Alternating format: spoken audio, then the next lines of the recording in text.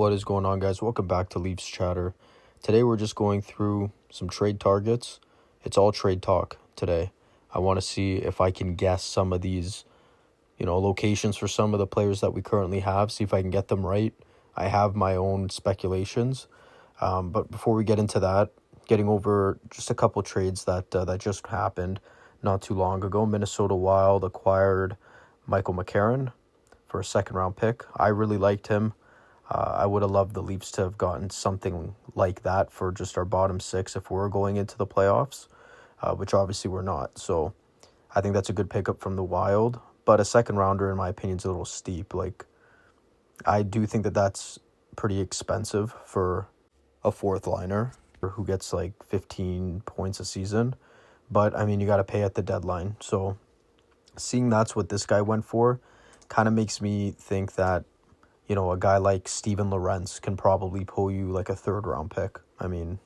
He's a big guy, not really much of a fighter like McCarron, but he has, I think, a little bit better offensive skills than he does. But anyways, that's one of the trades that happened. The next one is Tyler Myers to Dallas for a second-round pick in 2027 and a fourth in 2029. Vancouver's also eating 50% of his salary, so he's only a $1.5 million cap hit this year and next year. For Tyler Myers, he's a decent defenseman. I think for Dallas, he's going to be playing bottom pair for them. They have a lot of good defensemen on that team that you can utilize, instead of Myers. So to have him as a bottom pair guy, if you needed to slot him into a number 4 spot, you got to throw him in on the second pair. He can do that. So that was pretty good. And also, I also saw that Edmonton got Connor Murphy, 50% retained, and they got him for, I believe it was a second-round pick as well. So those are defensemen that I think are pretty decent. Connor Murphy's a decent defenseman. He's going to help out the Oilers. That just makes me think that OEL can definitely get you a first and a prospect because he's better than all those defensemen that we just went over. But getting into Scott Laughton, this is a player that I really like. Look at his stats. A little underwhelming. He only has 12 points on the season, but he hasn't played a lot.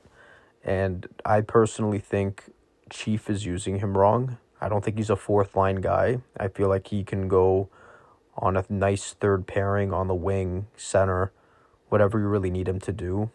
I just don't feel like they're using him right. And, I feel like that's kind of diminished his value a little bit. We got him for a first and Grebenkin. You're not getting a first and Grebenkin back for him. They're saying you might be able to get a second and a prospect for him. So we'll see what happens there.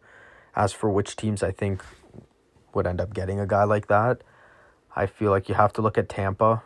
You have to look at Tampa Bay, Colorado, and maybe, I know Dallas already made a move, but a team like Dallas would really benefit from a guy like Scott Laughton on their team. So I think those are probably my 3 teams that I think are going to show some interest in Scott Laughton. I would have said Buffalo, but I feel like they're looking for a bigger fish for a center. They really need a center. So I feel like they're probably going to be looking at a Kadri Buffalo. So any Buffalo fans watching, if you are, that's who I think you guys should go after. He would be a good fit on Buffalo. Now getting into my boy, OEL. I love him. This guy is going to get the Leafs. He should get them a first and a prospect. If the Leafs retain, they might be able to get a little bit more if they were to retain 50%. The only problem is he has 2 years left after this one, so they might not want to retain a lot. It might be a 25% retention or nothing. But OEL, I think, is going to be targeted by Tampa Bay. I think I'm just going to say one. I think Tampa Bay is going to go after him. Now that the Oilers have a defenseman and Dallas just got Tyler Myers, I feel like I can totally see OEL on the Tampa Bay Lightning. I just don't know what picks they have. I don't think they'd be able to offer a first. If that's the case, they would need to offer a pretty damn good prospect. Maybe 2 prospects in return, depending on it. But if they don't have a first, that's where it can kind of get a little messy there with OEL. But I do think Tampa's going to be one of those teams really interested in OEL. Another team that would, I think, be interested in him as well would be Carolina. I think Tampa, that's the one who I'm going to say is going to go after him is Tampa. But Carolina, they have a lot of picks. They have, I think, 2 first-round picks in 2028, a first-round pick next year, and in 2027. So they can make a lot of moves. And I think he would also be a really good fit for them as well. Now, getting into Bobby McMahon, this one's tough. I still think the Oilers are interested in Bobby McMahon. Now, he's going to cost them a bit. Like, they got to be prepared to give up a first-round pick. They didn't have to give one up to get Murphy, which I think helped them. But if they want a Bobby McMahon, or he's going to be after this, which is Nick Waugh, they're going to have to pay up a little bit. Bobby McMahon, I think, would cost a little bit more than Nick Waugh. But Nick Waugh will also cost a little bit too, at least a second-round pick, in my opinion, to get him. Like, if Michael McCarron's getting second-round picks, Nick Waugh will probably get more than that. He's a way better player than Michael McCarron. So Nick Waugh might be a second and a prospect, probably similar to Lawton. But I think Bobby McMahon's going to be targeted by a few teams. I think Boston's going to be interested in Bobby. I think it's going to be Boston and the Oilers. I think the Oilers are still interested in Bobby McMahon. I did see some reports on Waugh, but I think it's going to be Bobby. Now, looking at Troy Stecher here, we got him off waivers.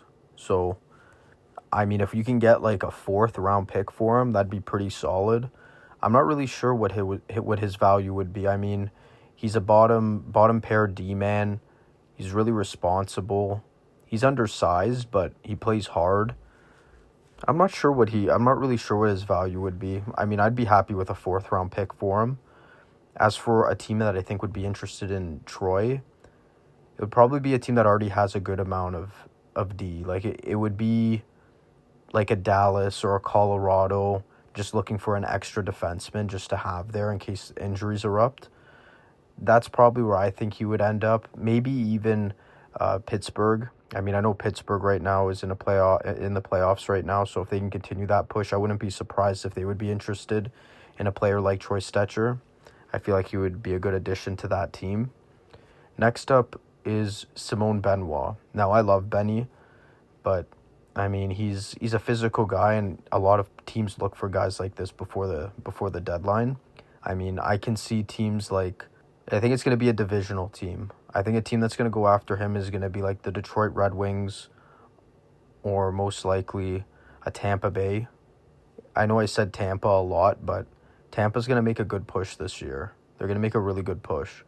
So I think that they're going to try and cover all their bases. And if that means getting a forward that can help out, or getting a defenseman to just, have that reassurance back there, they'll probably do it. And Benoit isn't going to cost you that much. You can probably get Benoit for, if I had to guess, maybe a 4th-round pick, similar to Stecher. So that's what I think will happen with him. I love him, but there's teams that'll pay for a guy like that, a stay-at-home defenseman that just runs around and hits people. Next up, we have Nick Waugh. So Nick Waugh's kind of been all over the place. We got him in the trade with Marner. He's been a little bit underwhelming in my opinion. I think he's been okay. Like, he's a pretty decent center. If you're gonna have him on the 3rd pairing, I think he's pretty good. I think he could play on your 4th or 3rd pairing, depending on the team. I can really see a team like Edmonton, if they don't try and go for a Bobby McMahon, I could really see them going for a Nick Waugh. But again, there's other teams that would probably be interested in him as well. Like the Oilers, like I mentioned, but also you got people pushing for playoffs as well. Some that, are really close. You got LA, who's pretty close to a playoff spot as well, that can benefit from a player like Nick Waugh. Even a team like Anaheim would be pretty good too. I know they're in a playoff spot right now, but that wouldn't be too bad either.